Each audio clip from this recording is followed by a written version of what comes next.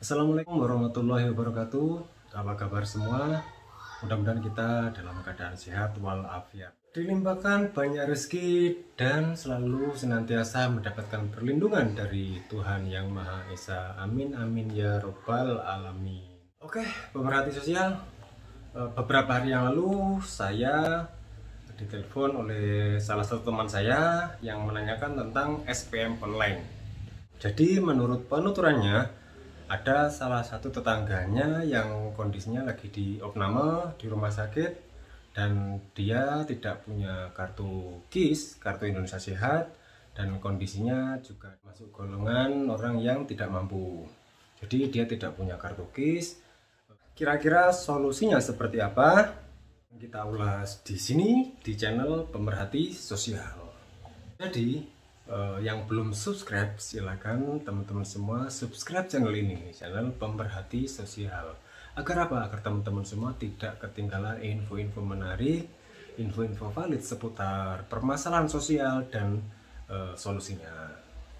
Dan bila menurut sobat pemerhati info ini dianggap penting, silakan dibagikan ke yang lain agar semakin banyak warga pemerlu pelayanan sosial bisa mengakses info-info ini, sehingga akan semakin banyak warga yang dimudahkan tentunya. Menurut saya kira ini penting untuk kita share menjadi sebuah konten, dan mudah-mudahan ini kita sependapat. Semoga Anda semua juga setuju dengan pendapat saya seperti itu, agar semakin banyak warga yang bisa mengakses pelayanan kesehatan tentunya. Apa sih SPM online itu? Selanjutnya, bagaimana mekanisme mengajukan SPM online itu? Sebenarnya SPM online itu untuk siapa saja? Nah, untuk lebih jelasnya simak terus channel ini dan tonton video ini sampai akhir, jangan di skip ya, agar kita semua tidak terjerumus dalam jurang gagal paham.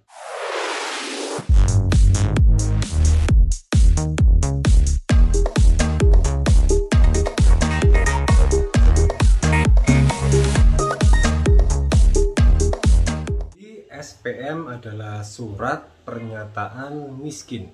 Surat yang diberikan kepada masyarakat miskin di luar warga yang termasuk dalam kepesertaan JKN atau Jaminan Kesehatan Nasional, yang memenuhi kriteria miskin sesuai dengan peraturan perundang-undangan yang berlaku. SPM ini diterbitkan dalam rangka untuk memberikan pelayanan kesehatan kepada warga miskin yang belum terdaftar sebagai peserta PBI program JKN hingga tercapai derajat kesehatan yang optimal secara efektif dan efisien. Tentunya sesuai dengan hasil verifikasi penghitungan indikator kemiskinan yang telah ditetapkan. Prosedur SPM bisa melalui manual, bisa juga melalui online atau kita istilahkan SPM online, surat pernyataan miskin yang berbasis online seperti itu. Yang akan saya bahas di sini adalah SPM yang online ya, karena SPM online ini lebih memudahkan, kita tidak perlu ribet, hanya sekali birokrasi yang kita lewati. Kita tidak perlu ke kantor ini, cukup melalui desa, sudah terkoneksi, dan tinggal kita nunggu hasil akhirnya, seperti itu. Caranya seperti apa? Yang pertama adalah pihak keluarga yang ada di dalam satu kakak datang ke balai desa atau kantor desa dengan membawa fotokopi KTP dan KK. Jangan lupa dokumen yang asli juga dibawa. Terus yang kedua adalah membawa surat rujukan dari puskesmas. Dan bila kondisi memang mengharuskan di opname harus langsung ke rumah sakit, berarti pihak keluarga juga harus menyiapkan surat keterangan opname dari ruangan tersebut atau di rumah sakit tersebut, seperti itu. Jadi surat keterangan opname, surat rujukan, KTP dan KK seperti itu dibawa ke kantor desa atau kantor kelurahan. Ya, petugas desa akan melakukan isian, mengentri data yang Bapak Ibu berikan kepadanya. Jadi data itu di-entry di aplikasi di desa. Serta tentunya dokumen-dokumen yang Bapak Ibu serahkan tadi akan diupload oleh petugas desa untuk mendapatkan persetujuan dari Dinas Kesehatan. Yang ketiga, setelah mendapatkan persetujuan atau konfirmasi dari Dinas Kesehatan, petugas desa atau pemerintah desa melakukan cek lapangan di mana tempat pemohon SPM ini tinggal. Seperti itu. Yang keempat, hasil survei tersebut dituangkan dalam isian format ditetapkan berdasarkan indikator kemiskinan. Nah, kira-kira indikator kemiskinan itu apa saja? Apakah pasti lolos ketika teman-teman atau warga yang mengajukan SPM ini? Simak terus videonya. Sesuai undang-undang yang berlaku, banyak sekali indikator kemiskinan. Apa saja? Yang pertama adalah status kepemilikan lahan atau rumah. Apakah rumah itu ngontrak, apakah rumah itu sewa, atau apakah rumah milik sendiri.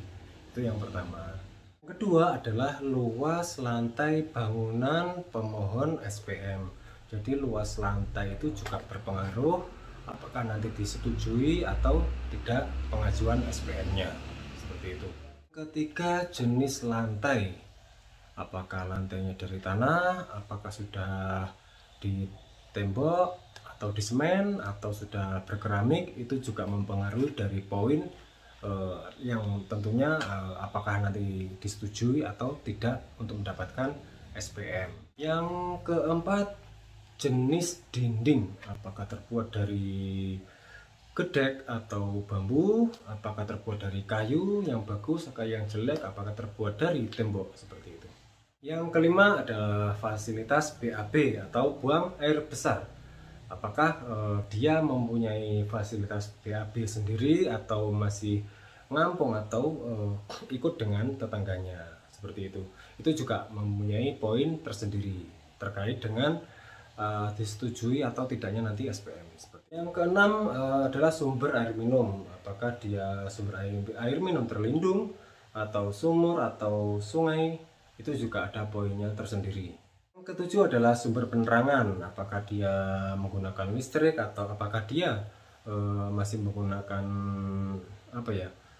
api oblek mungkin, atau mungkin dia masih memakai listrik tapi masih menyalur dengan tetangganya, atau mungkin nanti dia memakai listrik tapi dengan voltase yang masih 450. Nah, itu cuma ada poinnya. Selanjutnya, kepemilikan aset. Apakah dia atau warga tersebut mempunyai tabungan atau mempunyai mungkin motornya berapa, mungkin apa dia punya sawah dan sebagainya. Itu cuma juga ada poinnya tersendiri.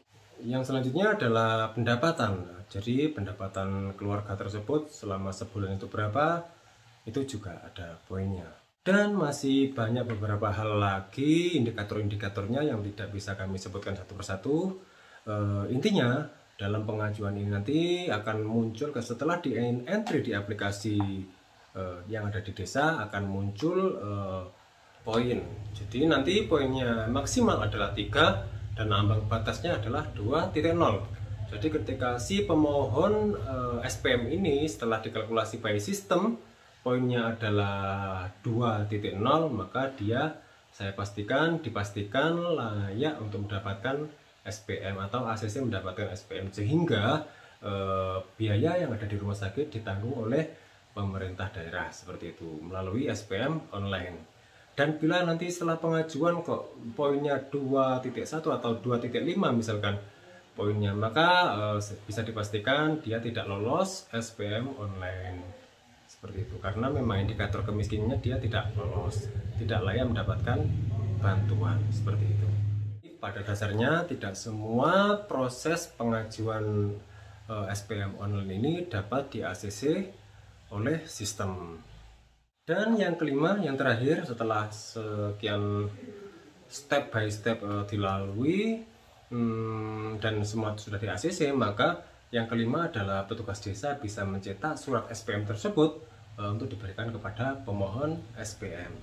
Yang perlu diperhatikan adalah Jadi tidak semua daerah, tidak semua kabupaten menerapkan SPM online. Jadi beruntunglah warga Banyuwangi karena di Banyuwangi sudah bisa menerapkan SPM online.